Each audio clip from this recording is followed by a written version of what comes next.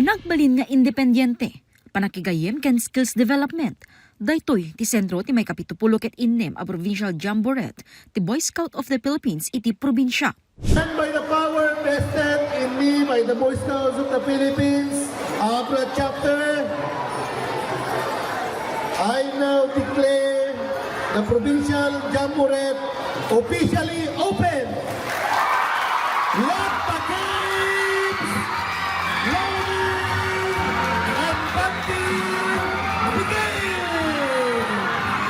Narugyan babayan ti may sa aparada. A pinartisiparan nagitin nasurok sa ngaribo nga estudyante ken manursuro manipod elementarya ken sekundarya ken nagiti Provincial Boy Scout Council ito opisyal a panaglukat ta aktibidad. Kalpasan ti parada, kada pagadalan ada anyel presentation. Saan yung mata?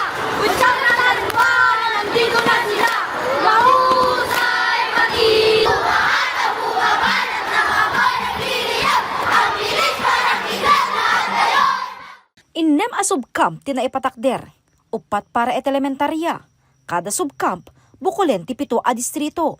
Ken 2 a subcamp ti naituding para iti sekundarya. After the opening program, karon tayo iti contest, iti campsite, na tayong relay, iti fire by friction, iti panagkulili, ken Bible quiz, ken dumapay nga contest ma'am.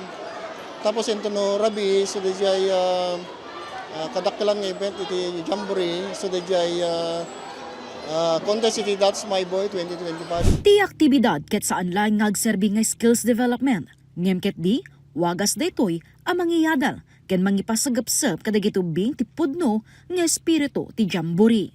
Let's celebrate not just scouting skills, but also the values of integrity, respect, and perseverance.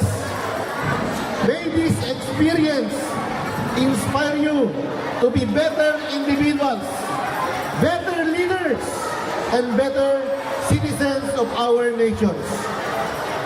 Remember, Scouts, that the true essence of scouting lies not just in the badges earned, but in the character developed.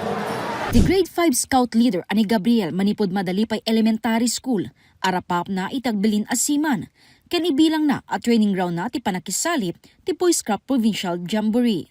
Deto'y pinagsalin iti jamboree, makatulong to ka din o magbalik ka kasiman. Di pa naglangoy yung ma'am. Tanog balin nga responsable nga ubing ma'am kan makaadal na ti adong. Tapno masigurado ti seguridad dagiti ubing, adda nakadeploy a kameng ti pulisya, medical team ken barangay officials iti campsite. Saan met a mapalubusan dagiti naganak a makiturog kadagiti ubing, ken dagitoy ti agtali na adlaeng iti subcamp headquarters. Kiddaw ti BSP Council asaan laing ito ti campsite nga iaplikar dagiti ubing ti maadalda. Ngem ket di balunen da ngagnanayon iti panagbiagda.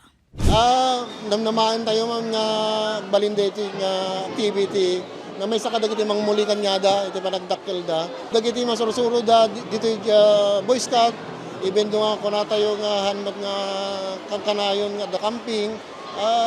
Talinid ko makanyada kat isa ko matitumulong kanyada tapno ti kastakat iti panagbiagda especially iti panagdakkel da kat tumulong kanyada tapno ti kasta mapatibker da kat nagbalindang independent.